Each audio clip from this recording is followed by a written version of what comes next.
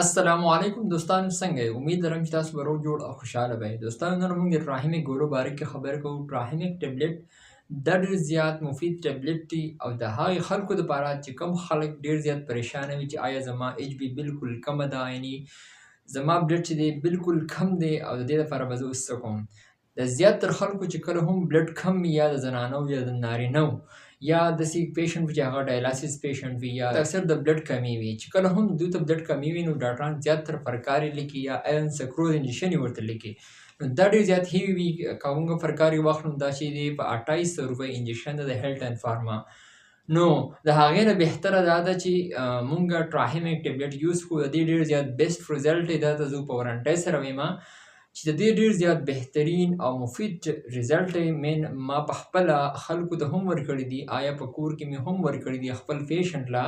نو ډېر زیات مفید رزلټ دی. دا ته زه په وارنټۍ سره دا خبره کوم چې تاسو که ایچ بي لیول کم وي، ایون چې که 6 وي یا 7 وي، تر دې پورې کم وي، ایون که 5.6 وي، 5 وي، تر 6 پورې وي، نو تاسو بالکل زر ته زره ټراهیمیک ټابلیټ یوز کوئ. د دې ډېر زیات ښکلی او مفید رزلټ دی.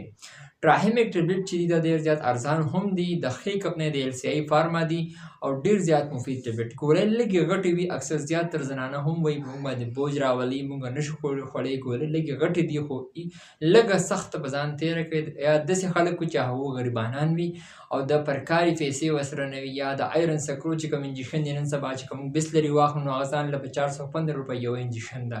نو که ته ډریپ کې هم نو هغه به ته 2 ډوز استعمالوي. مثال طور په یو ډریپ کې به ته 2 ستنې اچوي، نو د هغې چې د مینیمم پرایس راځي 1000 روپۍ. فلیډکس ټریپسیټ وغیره ورسره شي نو 1000 روپۍ راځي. نو دقې د بچ کولو لپاره یا پرکاري چې په 2800 روپۍ ته اخلي، د هغې نه بچاو دپاره یا ستاسو وس نه کېږي غریبانان یې، د هغې دپاره بهترین ټابلیټ ټراهیمیک ټابلیټ دی. دا یوز کوئ. د دې رزلټ ډېر زیات مفید دی. که رزلټ یې در نه کړو نو بیا راشئ او ماته ووایئ. ټراهیمیک ټابلیټ به تاسو یو ګولۍ سهار یو ماښام استعمالوئ.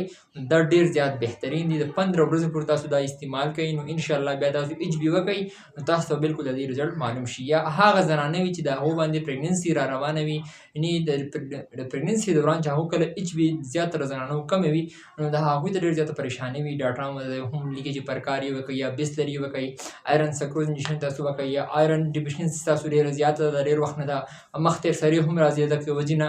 نو تاسو چې دی ستنې ووهئ یا دا وکئ هغه وکئ، هغو ډېر زیات پریشانه وي، یا بلډ وخېجوئ، نو بالکل نه. تاسو ټراهیمیک ټابلیټ یوز کوئ نو تاسو ته بالکل د دې رزلټ معلوم شي. ټراهیمیک ټابلیټ تاسو استعمال څنګه کوئ؟ دا به یو ګولۍ سهار یو ماښام د 15 ورځو پورې تاسو استعمال کوئ. د هغې نه مخکې هم ایچ بي وکئ، بیا د هغې نه پس هم CVC یا ایچ بي وکئ، بیا به تاسو ته د رزلټ پته ولګي. سو تھینک یو فار واچینګ.